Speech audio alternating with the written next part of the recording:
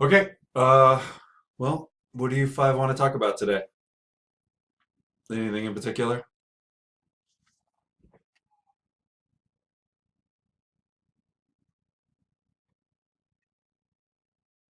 Nothing in particular?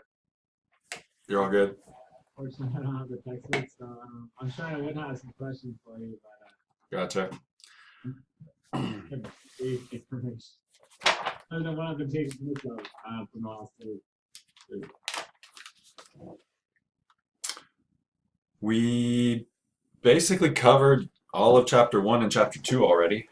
And I mean, we can review things or talk about specific things we want to do in the class. We can practice naming stuff. Um, I don't know. Talk about burning again. And we did that. I have kind of an offbeat question. I'm sure it's probably supposed to be done already, but the quiz, is that pertaining to the information that's also in the quiz link?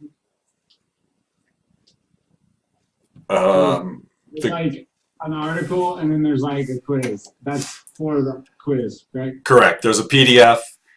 There's supposed to be a website, but the website is down right now. So that is a printout PDF of the website. So if you read through that, then take the quiz. The quiz is just asking you to write a 100-word response to that PDF. Okay. You got it. I'll have that done today then. Okay, I had a question about our quiz. go for it. So I did the quiz, but I never hit submit. Yeah, I don't know what's going on with that. Like 30 of you submitted it and I was completely able to grade it, and four of you it just I can't actually grade it because you haven't submitted it. So what is supposed to happen is as soon as the quiz is the time frame for the quiz is over, Moodle's supposed to submit it for you. So I'm going to see if that works, and if not, then we'll figure something else out. But you're not going to be penalized for it. I don't. Okay. Because I also saved it in a Word document because I Okay. always type in Word before I submit to the thing. Okay. So I still have a copy of it. We'll just hold on to that just in case. But I don't think it's going to be an issue. I'm just hoping that on the I don't. When's that quiz end? Let me look. Uh, It ended on the 7th. no, it ends today at 11:59 p.m. Okay. Oh, I did it. I did it a days early. Good. That's always good. Yeah. But apparently I never submitted it, and now it won't let me. Yeah, it's super peculiar. I have no idea what's going on with that because we have. Let me see. I posted that someplace. Oh wait. Yeah, it won't let me. I tried to hit finish, but it just brought me back out. But I can see it's there. I tried. No, this is not. This is nothing to do with you. This is something weird going on with Okay, Moodle. good. Okay, so normally when you submit it, you have this button right here. Do you see what I'm pointing at? The submit. Oh, yeah. So I don't know why yours didn't, but 30 other people had it. Why you didn't, it makes zero sense to me. Because I know you and three other people finished it long before it was due, but it's just sitting there like you're not finished with it, and so it hasn't submitted it I for did you. it the same day I did the lab and the homework. The labs don't have a submission, so it's only for the quizzes. Yeah, but I just mean I did the quiz the same day I did Oh, the gotcha. homework. Yeah. Okay, I was just hoping I wasn't gonna get in too much trouble. You're gonna get in zero trouble. Okay, awesome. Thank you. So Sky, when you do the quiz, Yeah. there's that little thing down here that says submit all and finish. So I'm hoping you see it, although other people, at least four of the 30 plus people who've done it haven't actually had that button. So if it's there, push it when you're done.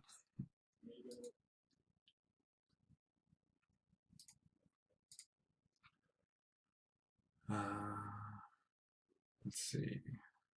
Can't do that. Let me put this over here. Look at that.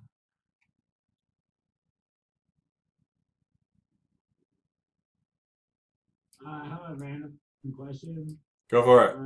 What more tell me about isotopes? What more can I tell you about isotopes? I can tell you so much about isotopes, it'll make you nauseous. Just like surface stuff. Just because I have isotopes by itself, and I'm not really, there's not too much information around it. So like, yeah, I just have like C12, C13, C14. No problem. Let me pull something up.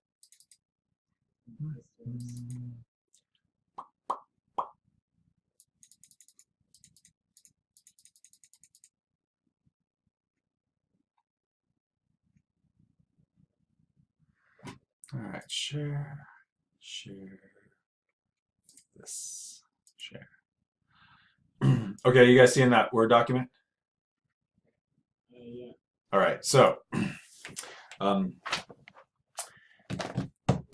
isotope is an atom of a particular mass or weight.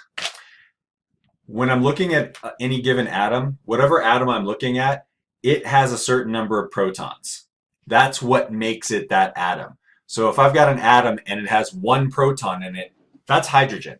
No matter what, that's the hydrogen atom. If it has 2 protons in it, then that's the helium atom. If it's got 6 protons in it, that's a carbon atom. That's what makes it that particular type of atom or that element.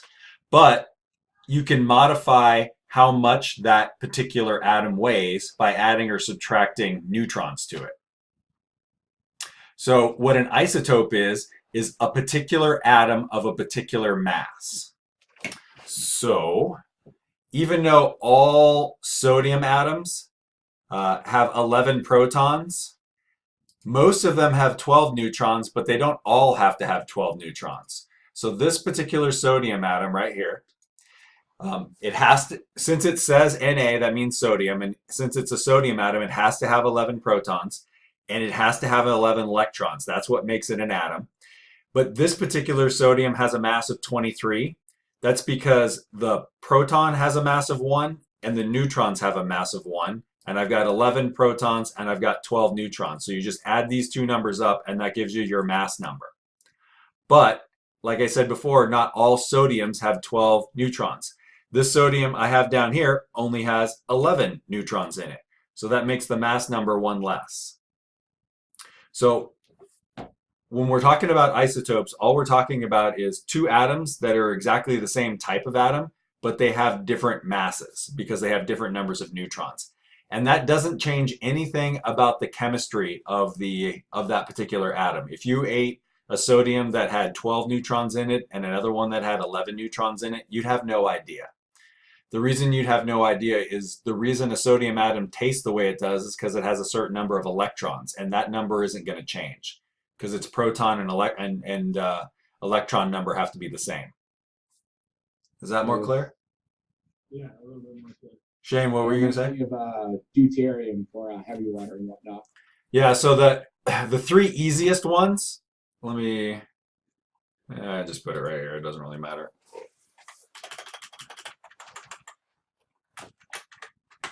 There's hydrogen with a mass of 1, and almost all hydrogens have a mass of 1. Let me make this bigger. And that's just called hydrogen. There's a hydrogen that has a mass of 2, and there's another hydrogen that has a mass of 3. Okay, so if you're looking at the hydrogen isotope, hydrogen 1, tell me what's inside that atom. What do you know has to be there? Proton. It has to have 1 proton and 1 proton only. So this hydrogen atom only has 1 proton and 1 electron. That's it. Because the mass of a proton is 1, the mass of an electron is 0. So that first isotope I have written there can only have its single proton in it. But tell me about hydrogen 2.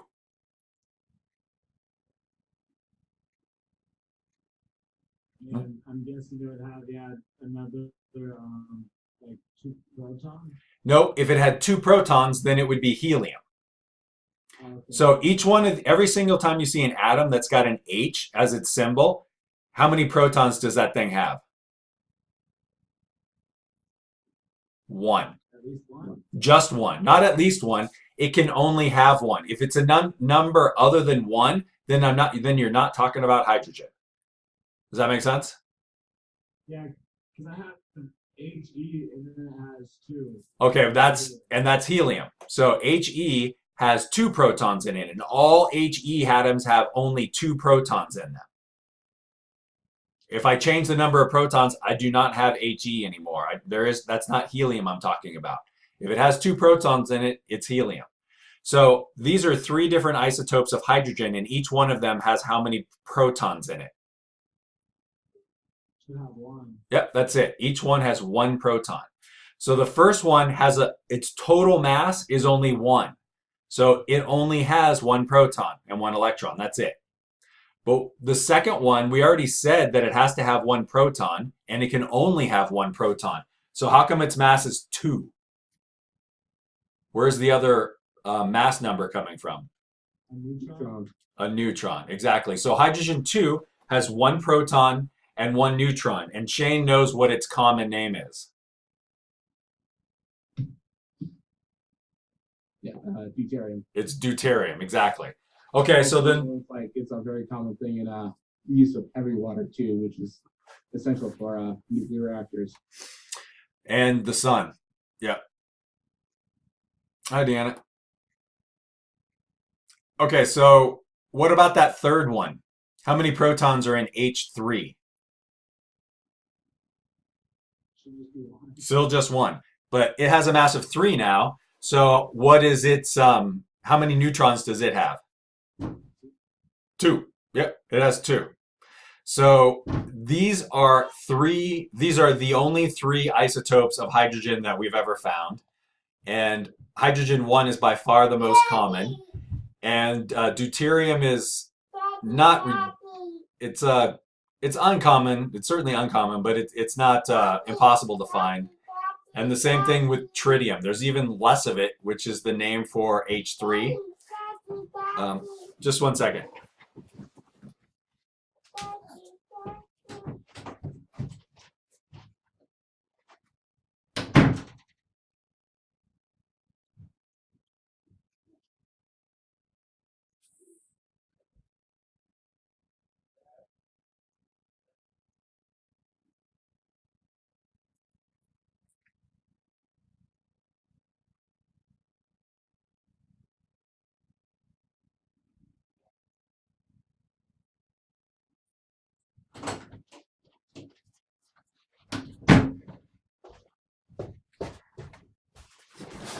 Sorry, 2-year-old at the door screaming my name was driving me crazy.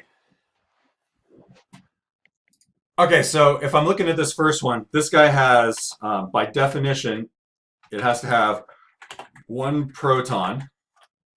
And this one here has to have 1 proton. And this next one here has 1 proton.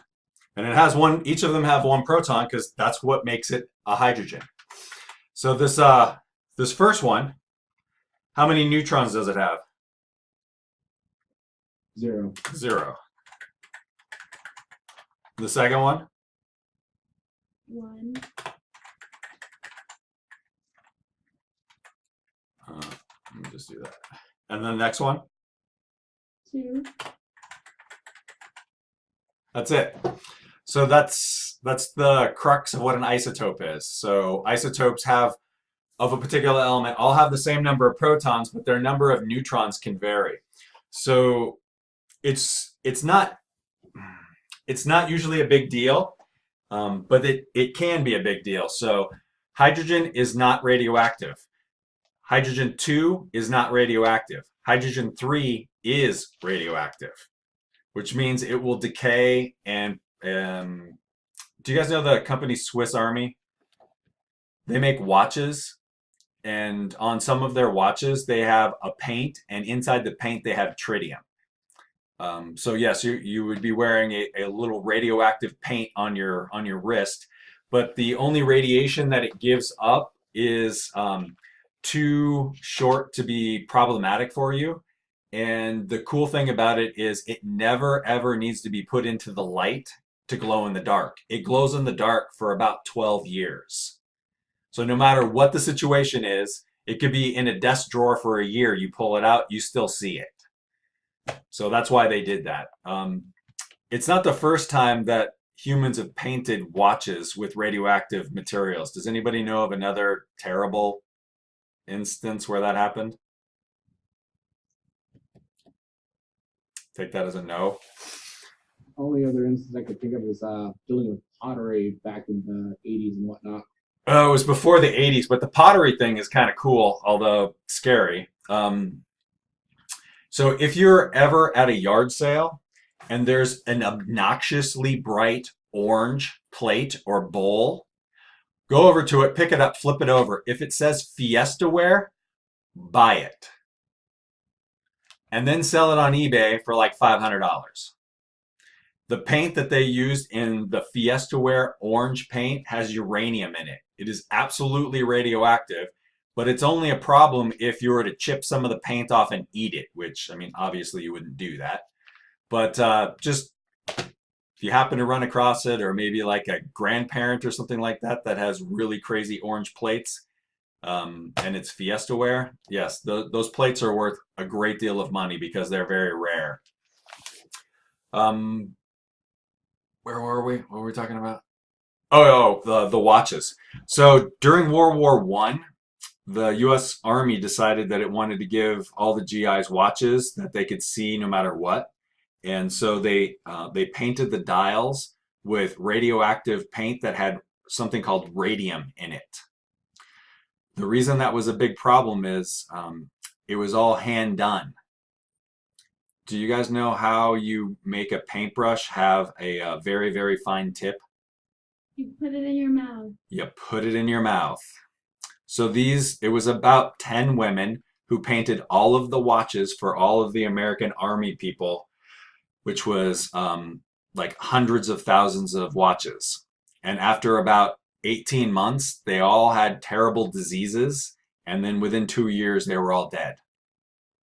Because we didn't know that radiation was dangerous. I mean, there's some bottles that you can find online, pictures of them, where they say, hey, here's thorium. It's radioactive. You should drink it. It'll cure all your diseases. It 100% will kill you. Definitely causes cancer, and will usually kill you in other ways before the cancer even has a chance to kill you. But we were very, very stupid. Not pretty common thing for us, though. There are other instances of radioactive isotopes being used. Everybody knows what a camping mantle is for a lantern, like one of those kerosene lanterns. It's got that little, I don't know, like mesh thing you put on it. Maybe I can find a picture of it. Let's go with.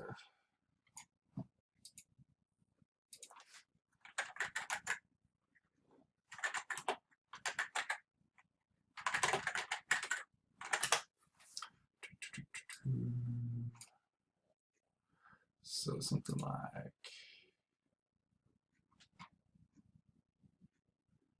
yeah, that don't want to work. Open in a new tab. Put that guy over there. And then I'll stop sharing that. And then I'll share this guy. Share that. All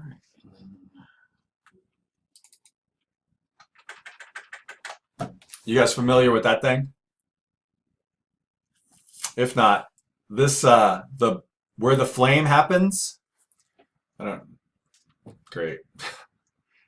Wherever the flame happens, this part right here, there's a mesh camping lantern that you'd have to change out, I don't know, maybe once a camping trip or so. But to make this lantern brighter, they decided to soak it in a uranium-based solution. So these camping lanterns were all radioactive, which turned out to be a huge problem because when you're finished with these camping lanterns, since they're made out of fabric, what most people did was just throw them in the campfire. What do you think those campfire pits were like after 20 or 30 years of throwing radioactive fibers into them? They were little hazmat pits. They actually had to go in with excavation equipment and dig huge holes to take all of the dirt that had uranium in it out and then replace it with dirt that didn't have uranium in them. And then Coleman and all the other companies had to stop selling those lantern mantles. Again, people being stupid because we're really good at that. Okay. More isotope questions? Because I mean, I could talk about that for like 5 hours.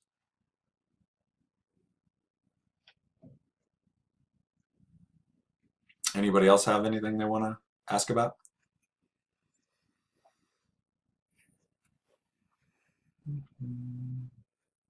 Not real clear about it, but what about that one weed killer that's in the news lately? Are we Is that talking? just a poison or some sort of it? We're talking about Roundup. I think so, yeah. Um, If that has any particular isotopes in it that's dealing with this. So yeah, here. Let's pull that up.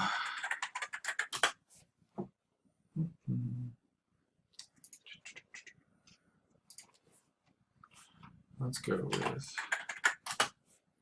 Go back over here. Go here. And then, let's see. Let's find right here.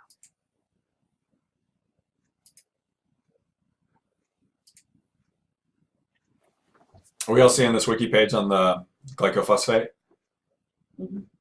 Okay, so this is the molecule right here. Oh, can't really see it. Let me turn off Dark Reader.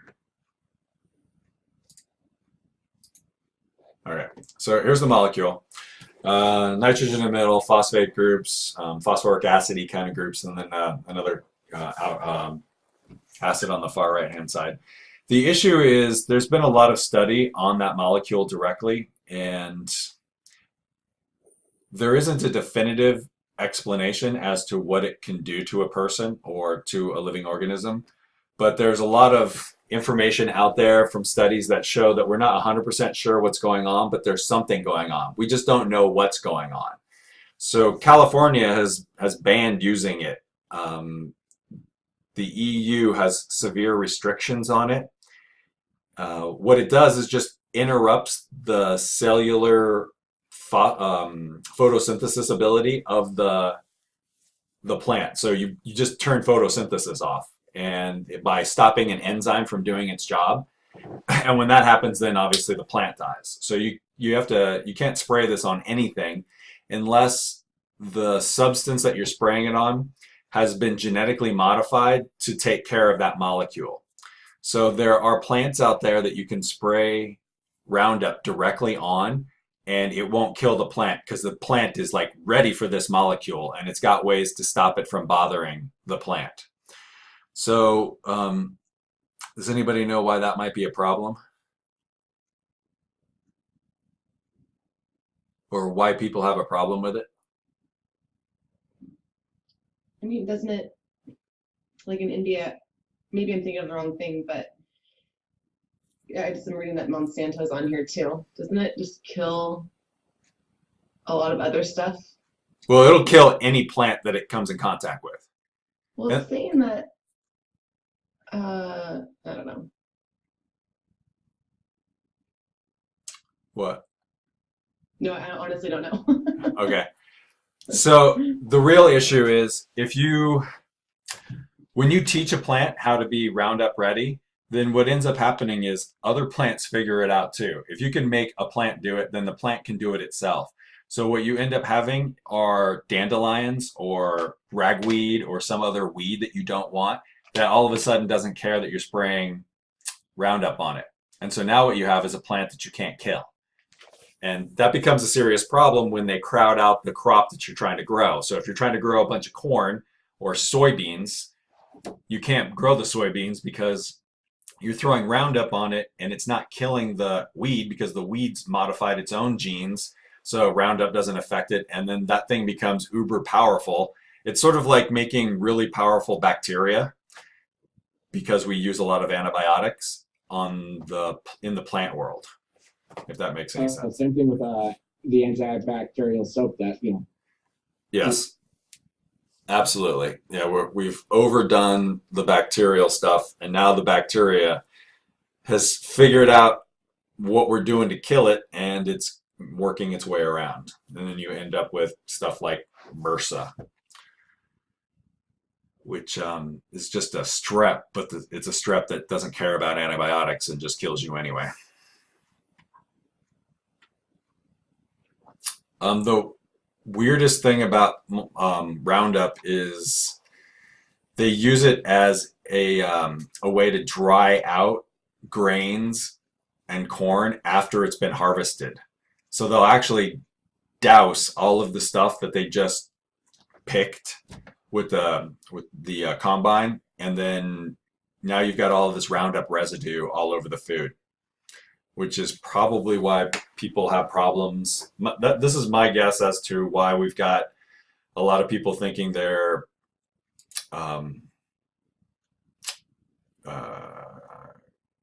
why is the protein that is in bread that people think they can't eat? Help me out here. Gluten. Gluten. This is why people think they're gluten intolerant, when really what I think is going on is they're Roundup weed killer intolerant. But the wheat is soaked in this stuff, and so it's actually the Roundup that's causing weird GI problems and not the actual gluten. Honestly, for the few summers that I worked at Orchard View Farms here in the Dalles, you would always see people like occasionally picking out the cherries and eating them before or after they're washed. Yeah. All the time, and it's like they do that all day long. So. Yeah. You probably know, Shane, but do the rest of you know what those pools of brown water are right next to exit 75 in the Dalles? Mm-mm. Most people think they have something to do with waste treatment because the waste treatment facility is right there, but that's not what it is at all. Anybody know? Say again? Water treatment? No, it's not water treatment. Not like drinking water treatment. Okay. It's the whole reason why downtown the Dalles smells horrible, like close towards the fall end of this year. It's cherry processing facility. Yep, that's it. It's Oregon cherry growers. So the next time you're at an orchard and there's a nice ripe cherry on a tree and you're going to pick it and you're thinking about putting in your mouth, what I want you to think about are those 3 pools of muddy water. Because what those are is they bring the cherries in and they wash them on conveyor belts, and the water that comes off of the cherries, that's that water. Those pools are filled up with water that washed cherries. So that's telling you how dirty the cherries are. You have those giant pools of water that are filled with dirty cherry water. And the reason they end up smelling is because Oregon cherry growers has been very, very cheap with taking care of those wastewater pools. They're supposed to be bubbling oxygen into the bottom of the pool. And what that does is it keeps anaerobic bacteria from living. Because if you don't put oxygen at the bottom of the pool, then when the anaerobic bacteria starts to live, it produces SO2 and SO3 and H2S. They're all sulfur-bearing compounds that smell like skunks. So it's really easy. Basically, you just buy a big goldfish tank bubbler and you put it at the bottom of the pool, and it keeps oxygen in the water, and then you don't have to worry about that. I was on the city council when we first made them reinstate some of those bubblers, and they waited until it was really cold and then they did it. But so it was a bunch of built up stinky gas at the bottom of those 3 pools that came out over the course of a week. You couldn't be anywhere near it without gagging. So they had to like get all that stuff out of there. Like the most giant bacteria fart ever. It was horrible. The waste facility smells better in comparison. Right, seriously, the human poop facility right next door smells better than the water that they use to wash cherries off with. Is that just dirt or chemicals? Is that what you're saying? It's probably a lot of chemicals too. There's definitely chemicals from pesticides, but it's almost exclusively dirt and sugar from cherries that have broken open, which is why bacteria go in there, because like it's warm, it's dirty, and there's a bunch of sugar here. And so we'll just eat all that stuff, and then their byproduct is gases. Mm-hmm. You'll see the top aerators there. They're just big motors that spray the water all over the place. and that's supposed to get oxygen into the water, but they're only on the top, so they don't get down to the bottom part of it, which is where all the stinkiness comes from. What they do is they run those things, and then and then they turn them off and let the water settle, and then they're allowed to pump off the top part that's just pretty clear. Most of the dirt and whatnot is settled. And so somebody from DEQ comes by and checks every once in a while to make sure the stuff that they're actually dumping into the Columbia is just water. And they haven't been stopped from doing that, but they can only dump off like the first 4 inches before they start getting into stuff that's too dirty for them to actually dump in the river. Plus, we don't want to put too much of that stuff in because it's really sugary, so you'd have a bunch of like algae blooms and bacteria blooms in the Columbia, which would suffocate the water and then cause fish to die. There's enough contaminants in the river already. There are enough contaminants in that river. I totally agree with you. I mean, Hanford's upstream, and that does enough all by itself. What's Hanford? Nuclear facility. Oh, really? I did not know that. That's Oh. Nuclear waste facility. Oh, God. Well, it's sort of a nuclear waste facility. It's sort of turned into that, but it's where most, it's where a third of the nuclear research was done in the United States. Okay, maybe a quarter. Hanford, Idaho Falls, Idaho, Oak Ridge, Tennessee, and Albuquerque, New Mexico were the 4 places that we did most of the work, plus Nevada, where we blew up all of our bombs.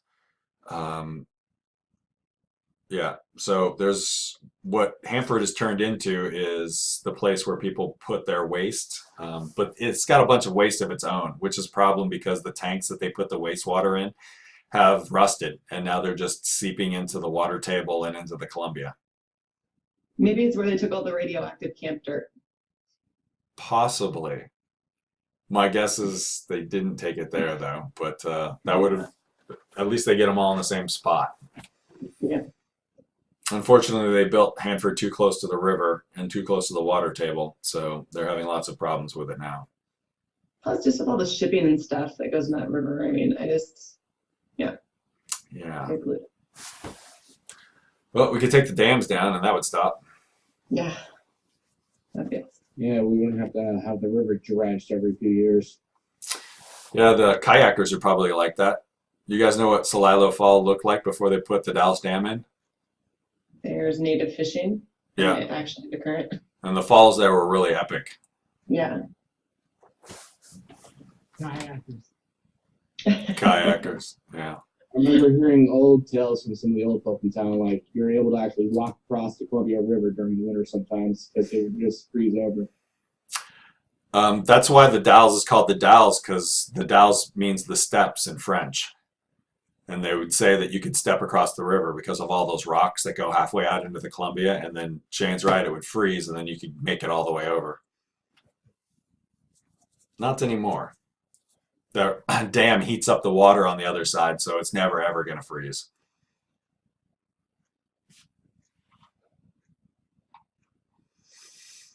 Okay, what else do we want to talk about?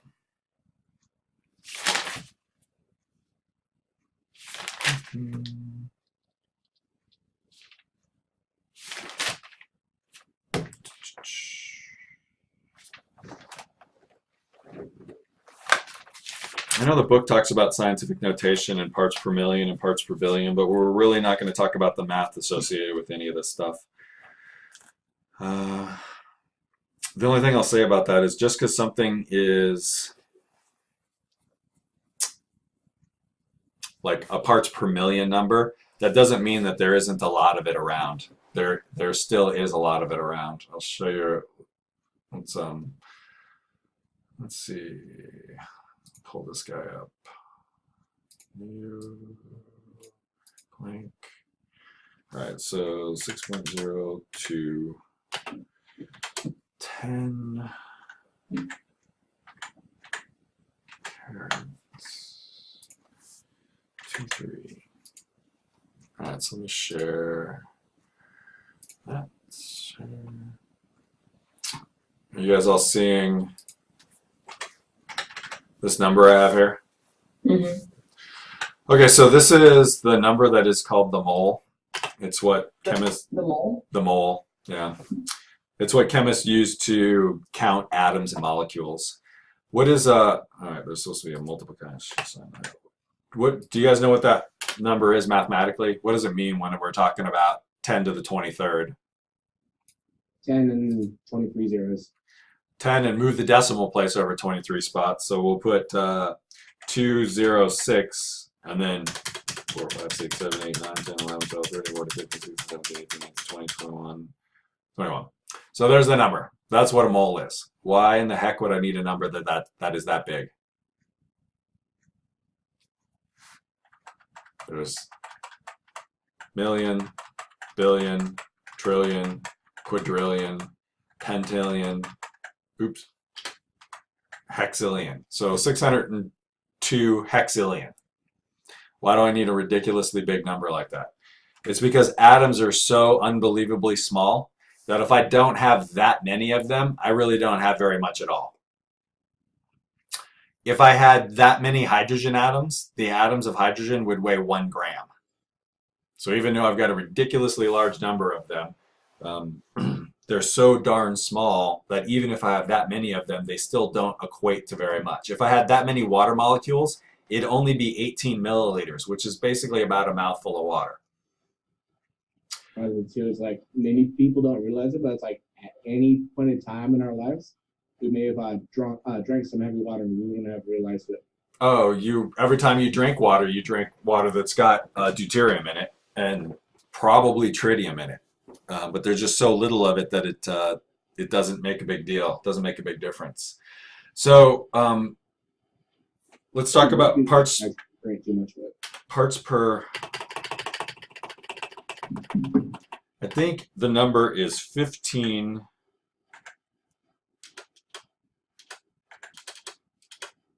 Off one here. So this, if you've got, oh no, that's way off. If I've got,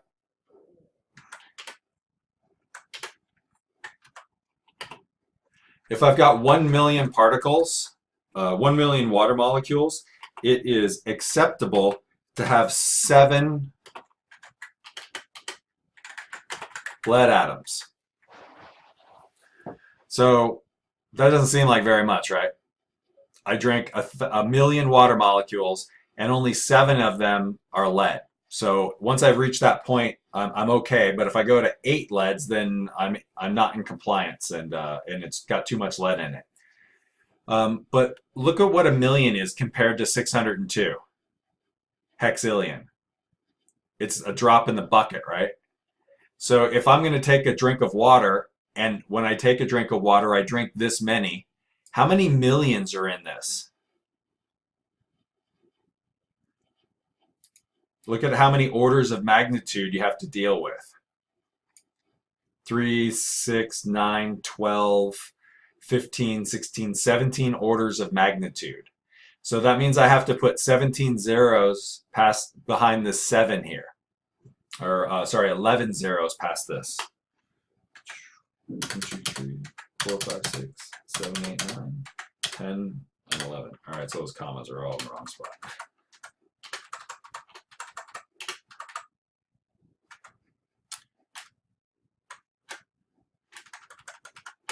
Copy equals.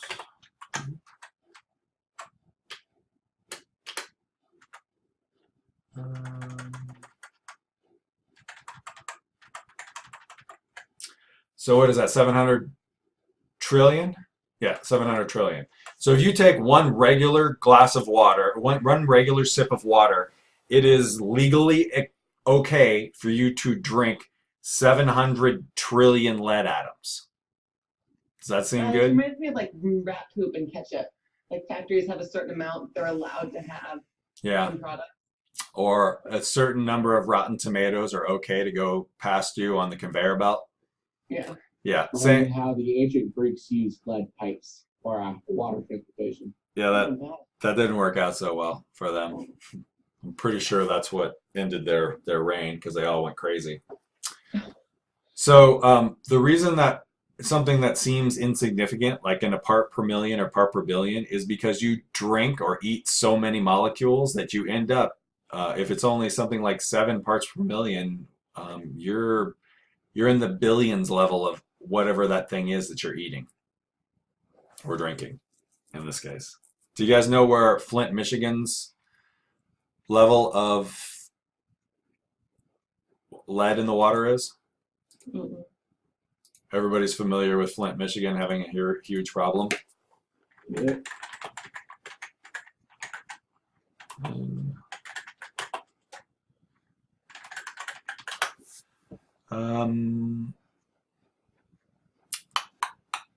Let's see, where's the mount?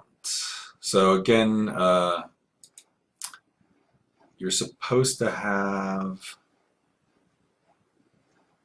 less than 7, and Michigan Flint's levels.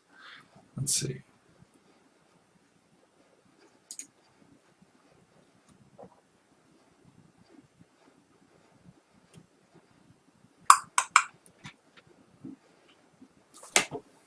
There's so much information on this page, it's hard to tell.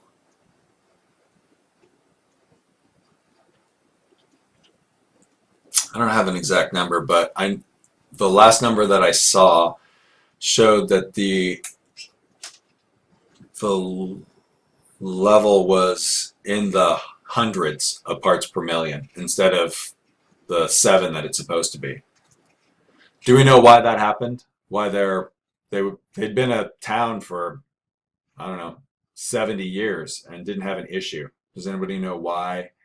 Didn't the water table get contaminated? Nope. I can see your mouth moving, Sky, but I can't hear you. But I think you can hear me.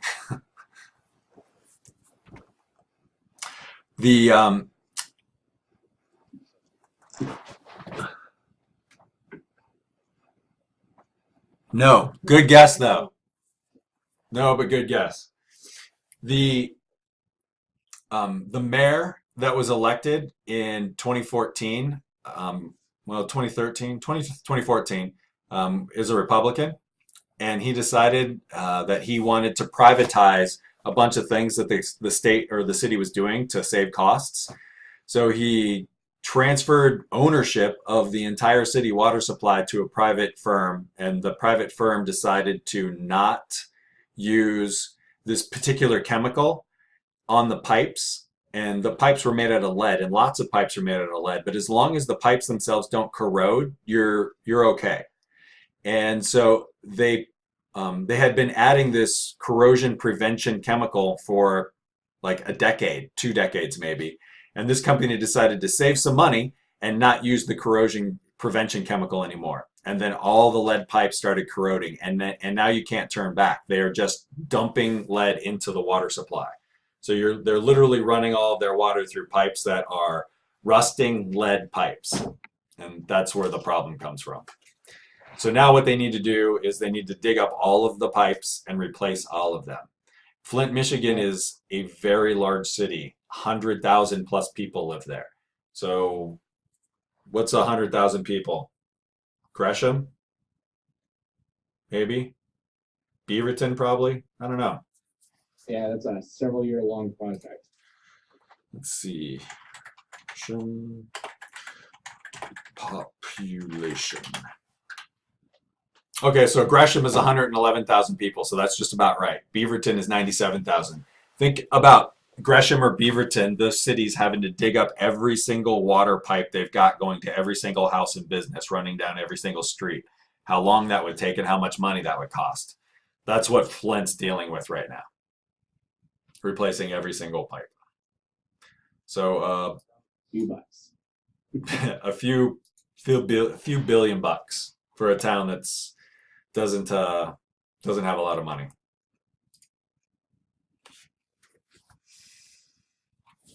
Okay. What else we got?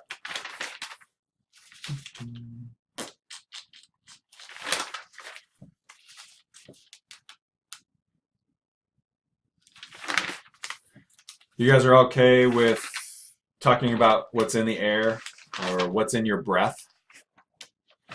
We talked about you breathe in nitrogen and oxygen, and you breathe in some pollutants and whatnot, other things that don't really matter, and then you exhale all the nitrogen you breathe in. You exhale all of that, and then you do exhale a lot of oxygen, but then you also add the carbon dioxide that your body used in metabolism. So you breathe in oxygen, you breathe out less oxygen, and you breathe out a bunch of carbon dioxide.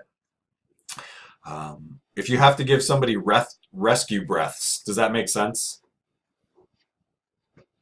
Like mouth to mouth? Doesn't now that I think of it. So I asked this question when I was like 7 or 8 or something. We had just talked about photosynthesis and respiration, and then the next month we had like a CPR, like somebody was telling us about CPR, and then I asked, well, when I breathe out CO2, so aren't I killing the person? And they had to tell me then, like, no, you still breathe out a lot of the oxygen that you breathed in. But yeah, some of it is carbon dioxide. So here's my question. If some reason something bad happened to you, you're in a car accident or something, and you have somebody giving you chest compressions to keep your heart moving, and somebody giving you breaths, who do you want giving you breaths? Do you want Lance Armstrong giving you breaths? Or do you want some like 300-pound guy who plays or sits around and watches TV all day and eats potato chips? Which one of those two people would be better at giving you breaths? The heavy set guy. The heavy guy is definitely going to do a better job. Why? What? I totally thought it was gonna be the other one. Well, I mean, I know Lance Armstrong's got bad reputation because he did a bunch of cheating, but the reason that he was really good at cycling, and the reason that all of those cyclers are really good, is they have an incredibly awesome ability that when they breathe in their oxygen, their body uses almost all of it.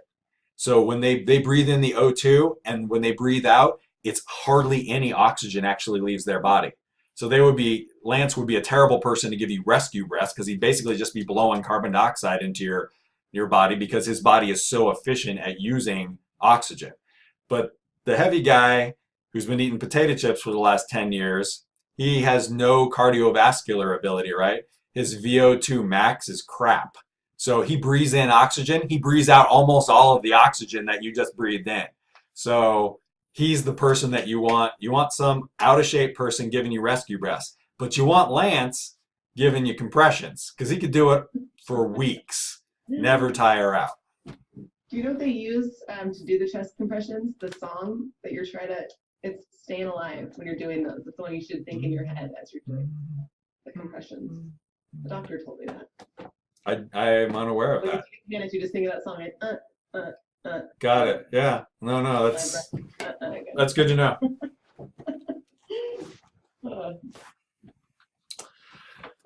Okay. What's in chapter 2 we can talk about? Or what else is in chapter 2 we can talk about?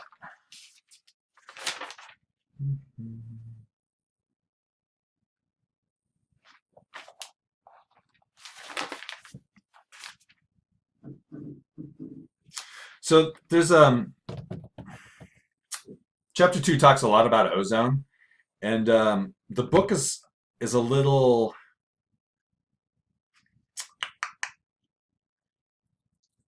it kind of lies to you. Not that it means to, but it's not actually completely correct. Like on well, I guess this is still chapter 1, but page 22, it talks about ozone, and in this paragraph it says ozone has a sharp odor. It doesn't have any smell at all. Ozone has 0 smell. What you're smelling is that ozone is so unbelievably reactive that the N2 in the atmosphere is actually susceptible to being manipulated by it. Nitrogen gas is usually hands off, like you can't react to anything with it because it's so, the two nitrogens are so tightly bound. But O3, ozone, is so powerful of an oxidant that it can actually take those apart. So the smell that you smell when you smell ozone is actually nitrogen-oxygen molecules. And so it's the byproduct of, you make the ozone, then the ozone is super reactive, and it immediately grabs a hold of a nitrogen and tears it apart, makes a new molecule, and that's what you smell. So you smell the byproduct of ozone being itself, which is very, very reactive. We had a house fire in December. Basically, our house pretty much burnt down, and there are some things that we didn't want to get rid of. Like I've got some wool clothing that came from the clothing company Ibex, and Ibex went out of business, so I didn't want to get rid of them. So I bought an ozone machine, and we have in our rental we've got a closed bathroom in the basement, and so I just put the ozone machine in with the clothes and other things that we want to keep that stink like smoke, and then just run the ozone machine. And the ozone is so powerful, it tears apart all of the things that are causing it to smell like smoke. So I've been able to save a few things, not very much, but a few things. And so that's what people will use when, let's say they have a rental and there's smoke in it, or somebody has a car they sell and it smells like cigarette smoke or something like that. You can put an ozone machine in it and let it run for a day, and it'll tear apart all of those cigarette smell odors, and then it'll just almost smell like a new car. It will still be there, but it won't smell No, it actually goes in and chemically modifies that molecule into something else.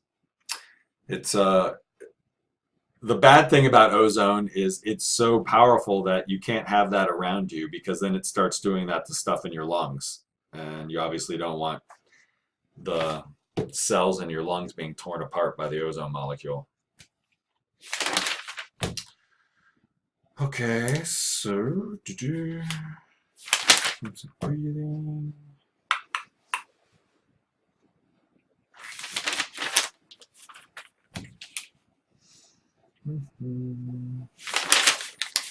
Troposphere.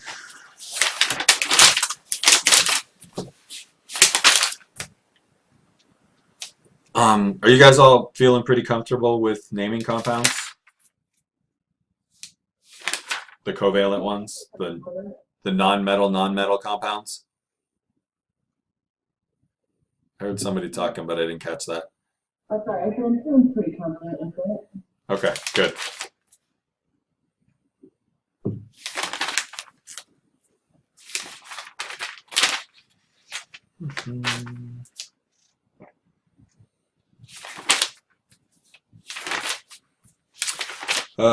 So that we're rebuilding the house, and we just found out from the builder that we need to put a radon evacuation fan in the crawl space underneath the house.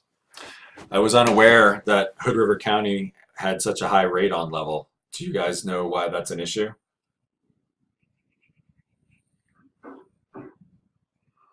Take that as a note. Let's do this. Let's go with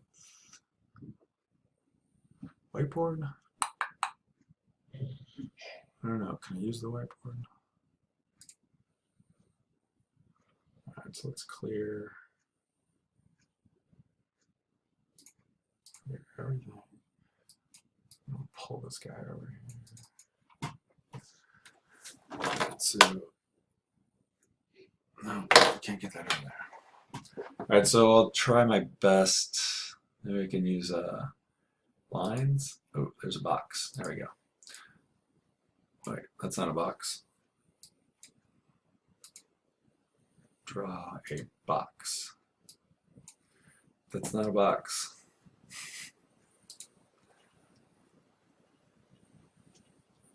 I don't know why it's not letting me pick one of these things, so I guess I'll just draw it myself. Okay, so you're going to get a terrible house.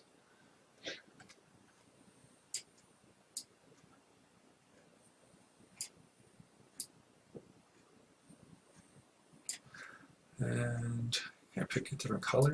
Yay.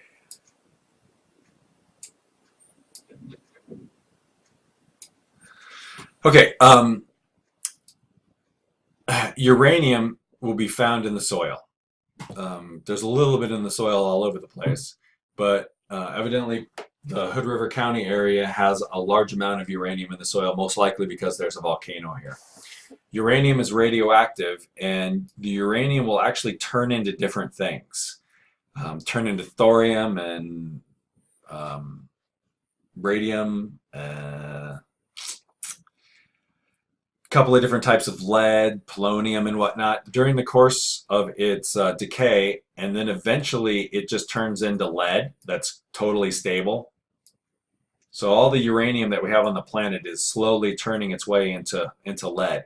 But during the time frame where it's switching over from uranium into lead, it actually turns into radon for about 8 days. And when it turns into radon, this is a gas, and this gas is actually, when it's in the soil, it actually starts to percolate up through the soil, and it ends up inside of your house. So then you've got these radon atoms that are noble gases that you breathe them in, and then they decay, and then they'll cause lung cancer. So what different municipalities make you do is you'll have a little pipe that's in your crawl space and come out either through the house or out the side of the house, and there'll be a little pipe that comes out the top, and then there'll be a fan inside of that pipe. And this just runs 24/7. So all this air that's down in here gets sucked up this pipe and spit out into the atmosphere. So inside your home, you don't have radon buildup. That radon buildup is definitely something that's increased the cancer levels in the United States, especially on the East Coast, but there are a few pockets here and there on the West Coast. Colorado, also pretty bad, but mostly areas like Pennsylvania, Middle Maryland, western portion, northern portion of Virginia have a lot of uranium in the soil, which leads to radon, which enters your home. So that's something you need to make sure that you don't have in your house, because it undergoes a nuclear reaction inside of your body, and that will definitely that can definitely lead to cancer.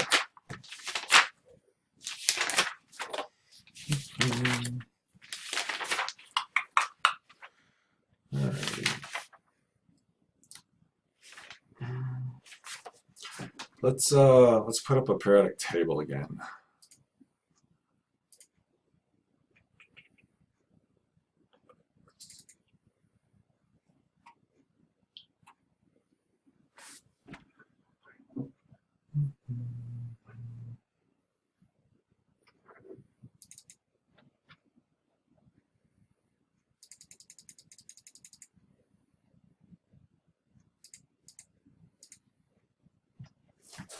Okay, I'll share this guy. So chapter 2 talks about periodicity, and periodicity is what makes the periodic table periodic. So why does the table look like it does? Why is element number 1 here and element number 2 way the heck over here? And then number 3 is here and 4, and then I have this huge gap to get over to number 5. Why are they aligned in these columns in the way that they are? Does anybody have an answer for me? Might have the same reaction. That's it right there. Chemically, they behave very similarly. So before this periodic table was created, most chemists and scientists that wanted to study elements basically had a 3x5 card, and then they'd write information about the element on that 3x5 card, and they had it in a little box, which was useful to a certain extent. But what chemists wanted to be able to do is relate different elements to each other, and they just didn't know how to do it. So there's a guy named Dmitry Mendeleev, and what he said happened was that he had his elements on his little 3x5 cards out, and he put them up on a cork board, and he was staring at them, trying to figure out a good way to organize them. And he said he fell asleep, and that when he woke up, he was still sort of asleep, but what he saw was the card for lithium and the card for sodium and the card for potassium, just by literal random chance, happened to be one right on top of the other. And if you look on the periodic table, you'll see Li, Na, and K in that first column underneath hydrogen. And so as he was waking up and not quite awake yet, he thought, you know what, that's interesting that sodium and lithium and potassium, they all chemically behave the same. Maybe I can organize the periodic table based off of how they chemically behave.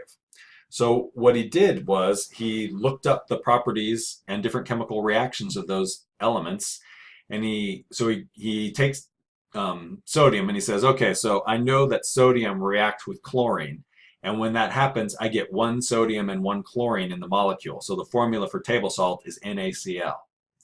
So then he said, what happens when the potassium and the lithium react with sodium?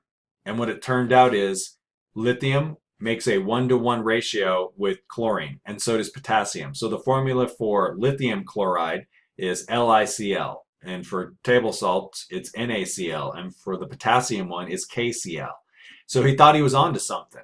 So what he did then was, well, what kind of formula does sodium make with, or what is another substance that sodium makes a 1-to-1 ratio with?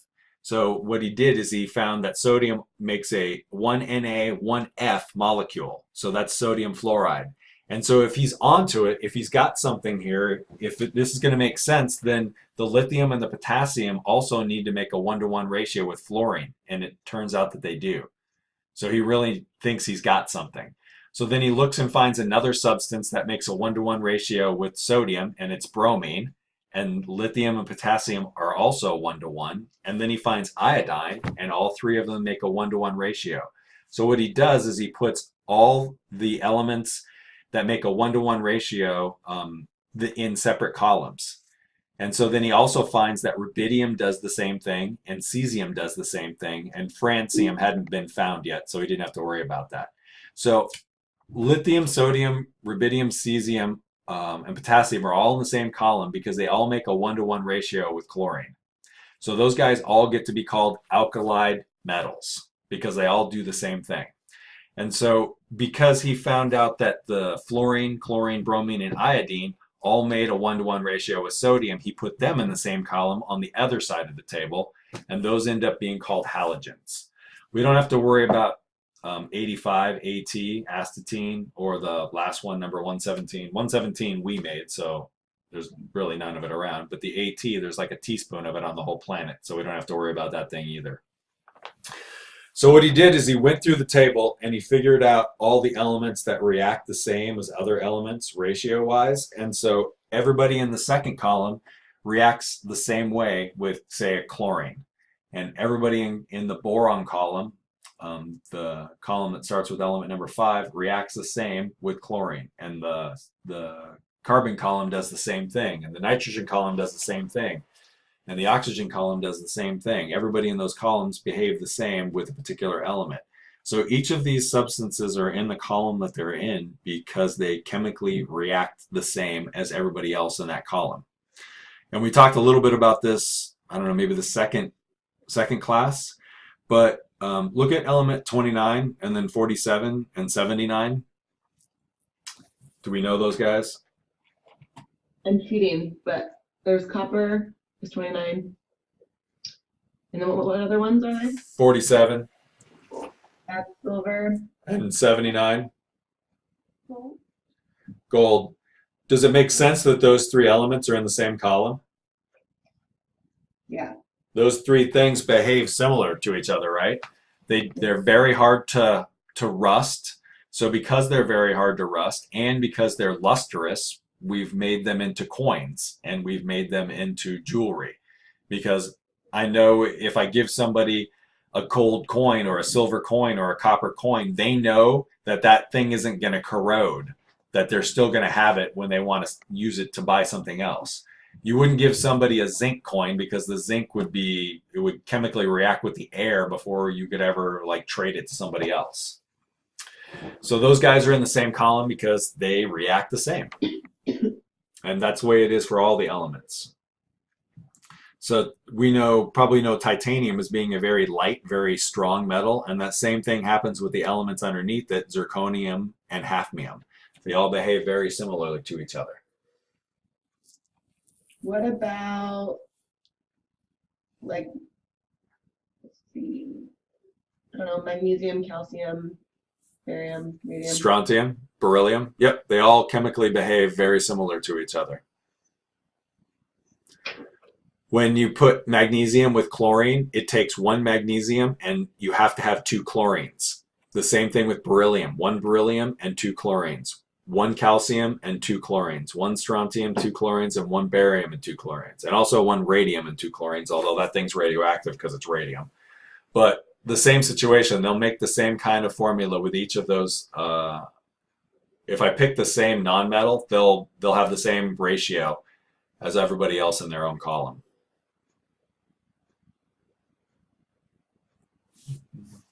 And you wouldn't make like a nail or a screw out of magnesium. And you wouldn't make a nail or a screw out of calcium because they're not structurally sound. They're good for some things, but they wouldn't be good to build things out of because they're not strong like iron is, or tungsten, or titanium. And the same thing, you wouldn't build a nail out of gold, right? It would be very expensive, but it would also be dumb because it's super soft, so it wouldn't be able to hold anything. It would just bend. You hit it with a hammer, it wouldn't go into the wood, you just flatten it against the wood.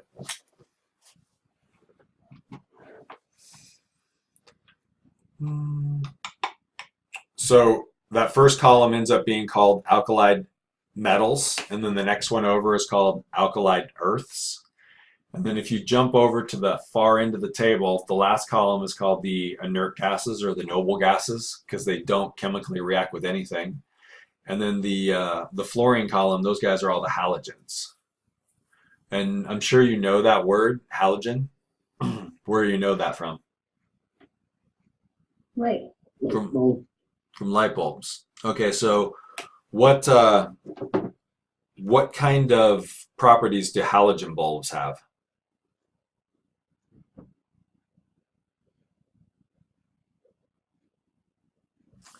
Where would you use a halogen bulb and where would you not use a halogen bulb?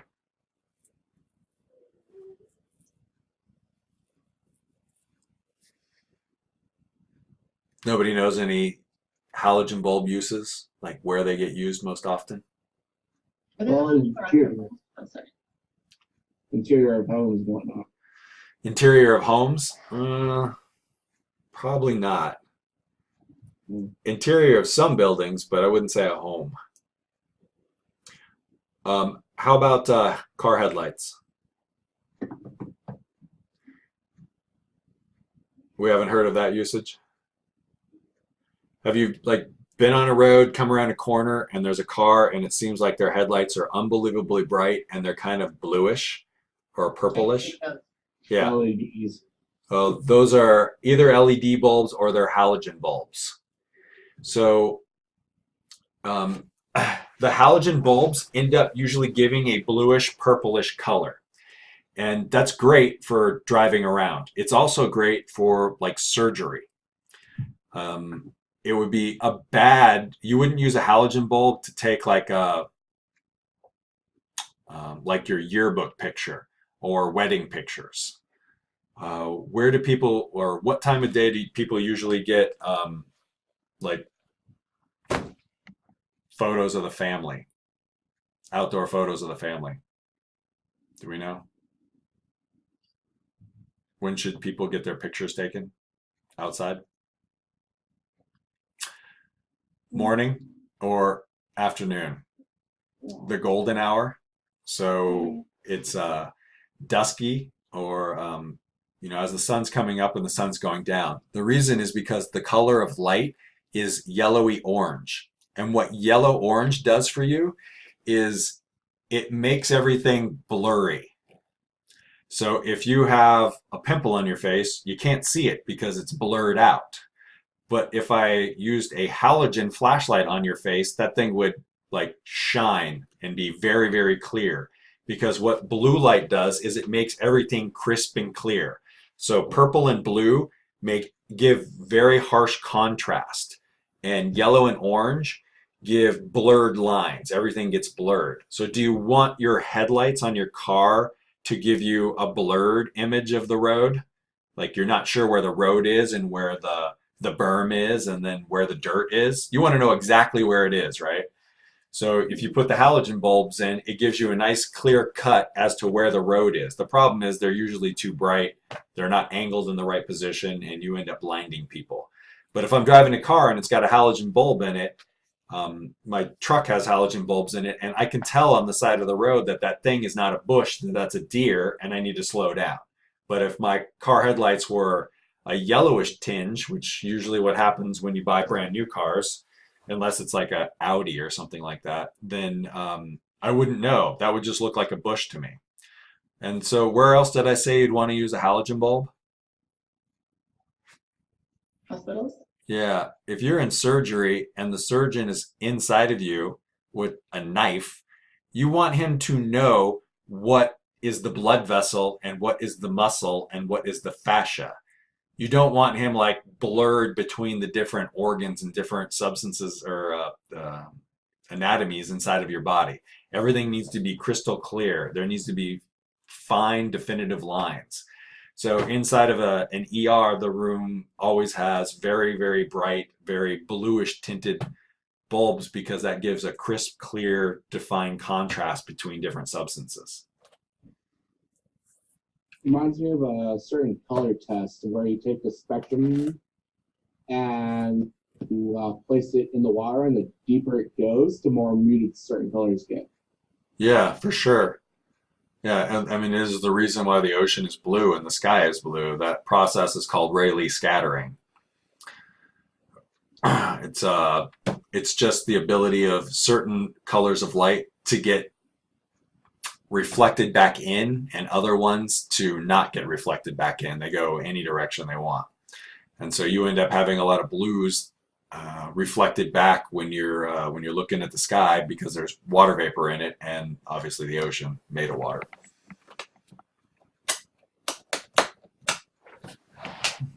You just need a significant amount of it to actually cause that Rayleigh scattering effect.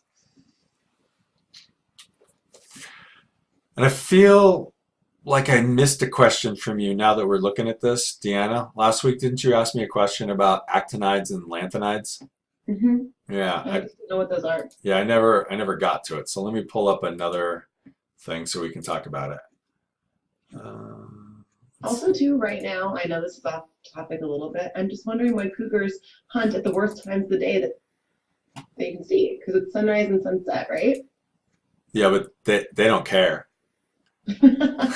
They can see. They're like, you got this. That's the entire reason that they do hunt then, because The deer you're can't see. looking at it and it looks like a bush and it's a cougar. And the cougar knows it's you and not Ugh, a bush. terrifying creatures. Yeah. I got spooked by one on Coyote Wall Trail over at Syncline God. maybe 7 years ago. That freaked me out. Up there with like 5 dogs, maybe 4 dogs. Yeah. And I'm At like, least you have the dogs with you. I mean, geez. yeah, but they don't My- care. Yeah, I didn't want them to like it to carry off one of the dogs. That was Oh, my God. yeah. Yeah, my grandpa, he, Grizzly bear when we were in Alaska backpacking, and that was the most terrifying thing. That would be the most terrifying thing I could think Not of. purpose or anything. We had to stop and like look big, and I just wanted to run, and you can't do that. So it's just like, oh, horrible. when my grandpa was alive, he was an avid hunter. It's like he would take me out sometime when I was a little kid and all that. It was like I didn't fear some of these big animals. It's like the one thing I always like felt fear towards is encountering a skunk. It's, Yeah, well, their reputation precedes them. Yeah, our husky killed one 3 weeks ago. He's still sleeping outside. Well,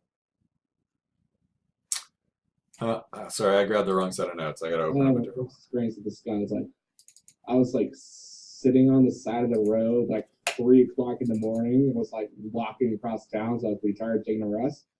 All of a sudden, just a family of skunks come flying across the middle of the road, and I just like sit there still as up and like just pass. Family of skunks, no less. All right. man. Yeah. Okay, so can you see this this colored periodic table? Hmm. Okay, so this is what you have down here, the section that's been disconnected. What the periodic table is supposed to look like is this. Okay. So this disconnected section is called the lanthanides and the actinides because the first element in the row, this one is lanthium and this is actium. So that's why they're called the series because the first one starts with that. You have any idea why we've disconnected it from the rest of the table and put it down at the bottom? Makes it awkwardly long. It's in there. There's nothing else to it. It makes it awkwardly long. I couldn't put it on a 8.5. I couldn't put it on the inside cover of your textbook because it simply wouldn't fit. So why did they pick this section called the F block instead of the D block or something? It's really too high, right? That's not a terrible answer, but I would say that this is 14 wide, so you get more bang for your buck removing this section. Plus, let me stop for a second, go back over to that periodic table. Right here. Oh wait, I don't have any names on this. That's not very helpful, but I'll just say them. So here's the lanthanide and actinides. This is erbium. Have you ever heard of that before? Mm-mm. Holmium. Mm-mm. How about neodymium? Mm-mm. I actually Samarium? realized the names on those always looked a little bit more. I mean, I only recognize like thorium and uranium. Right. Or you probably recognize plutonium. Oh yeah, it's on there too. Okay. So all these things down here, nobody has any use for, and nobody knows any of the names for, because they're literally called I mean, can you see what it says right here? Rare earths. Oh, So they're rare. they are rare. So one, they're just not around very often. So you don't run into them, and we don't use them in very much. Although they're ridiculously important in very, very, very small quantities. So if you have a cell phone or you have an electronic device, a laptop or something, in there, these metals will be in there in very small quantities. They're crucial to the components working correctly. And they're basically in almost every electronic device in minute amounts. So if China is usually the source of these things, and about 8 years ago they decided to stop shipping all of that stuff out, even though that's like against international rules. And they started charging more for it, and our federal government got a little worried about it because the things that we use for military use those metals. And so they kind of freaked out about finding another source. And it turned out we did find another source of them. Mongolia didn't know that they had these rare earth metals, but they did. And so some opportunistic British guys went into Mongolia and started making rare earth mines. And so now we can get it from Mongolia.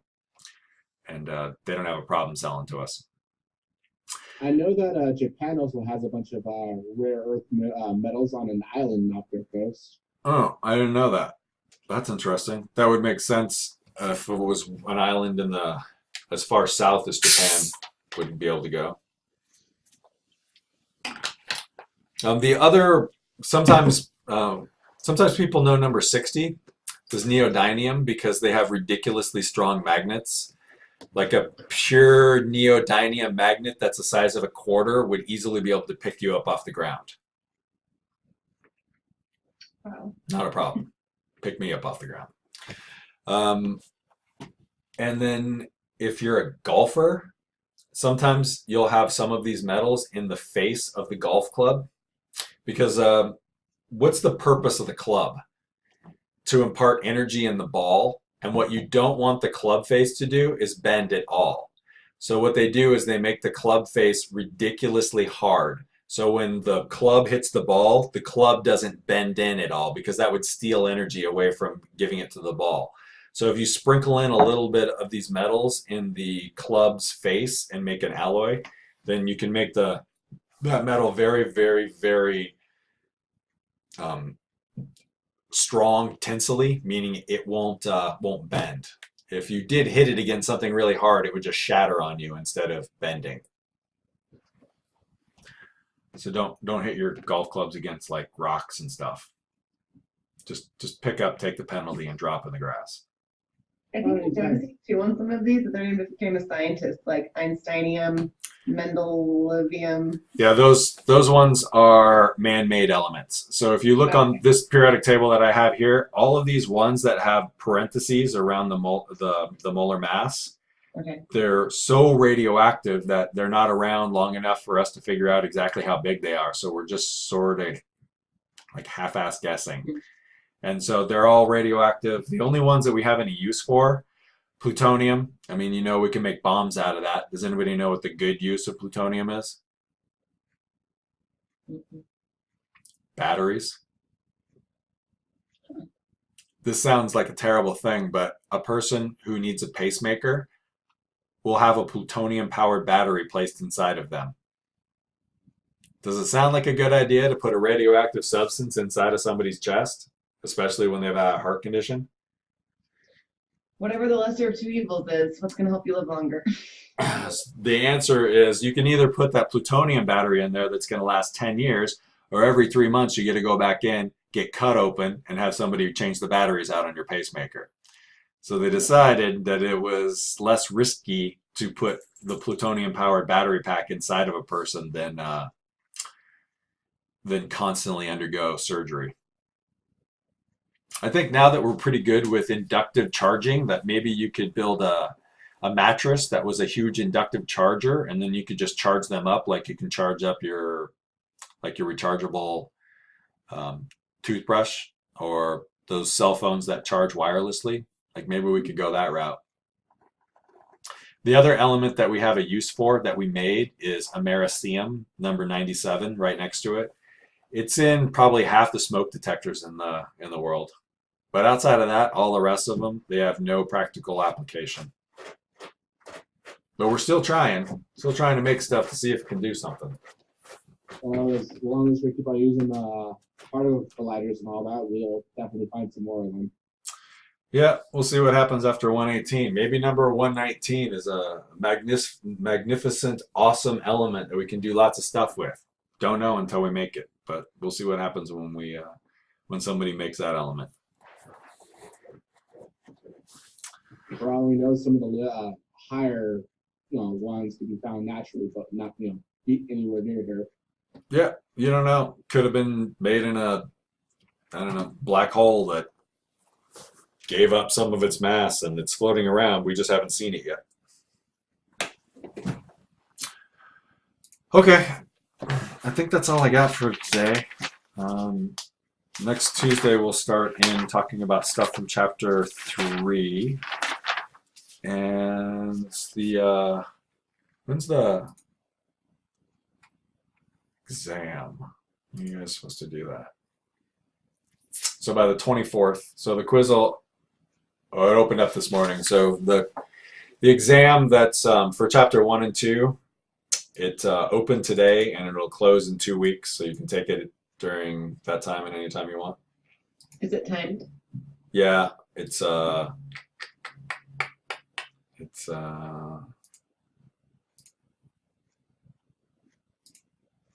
And it's a combination of like multiple choice short answers and something else, right? true and false and some matching. It's 40 minutes. There's 40 questions.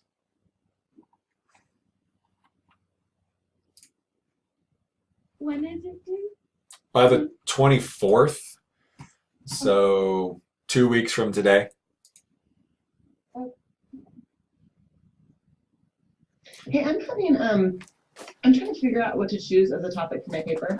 Okay. Do you have any good resources to see things that would be relevant? I don't know. I don't know. What do you? Anything particular interest you? I don't know. Chemistry is just so new to me that that's kind of like having a problem. But Well, don't think about it being. oh, website. Don't think about it being chemistry so much. Just know that chemistry is involved in pretty much everything. So whatever Yeah. thing is happening that has impacted humans for the good or the bad, chemistry did it. So just pick something that is either a good thing that's happened or a bad thing that's happened using some kind of substance, and then you can just apply the chemistry to it. Even look for something in the food industry and whatnot as well. Sure, Like chemicals they use in food production and stuff. sure. Making pizza dough. Sawdust and Parmesan cheese. Sawdust and Parmesan cheese, exactly. You gotta wonder how many pounds of Parmesan cheese were eaten with that sawdust in it before somebody figured it out. You know, it doesn't offend me that much. I'm getting older, so I have my Metamucil in the mornings. If I just ate more Parmesan cheese back in the day, I could have avoided it.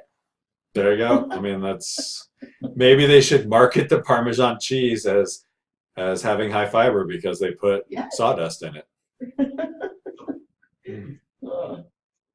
Yeah. Yeah. All right. Well, thanks for showing up, and I guess I'll see you guys next week. Okay, cool. See you next week. All right. Hey. Bye-bye.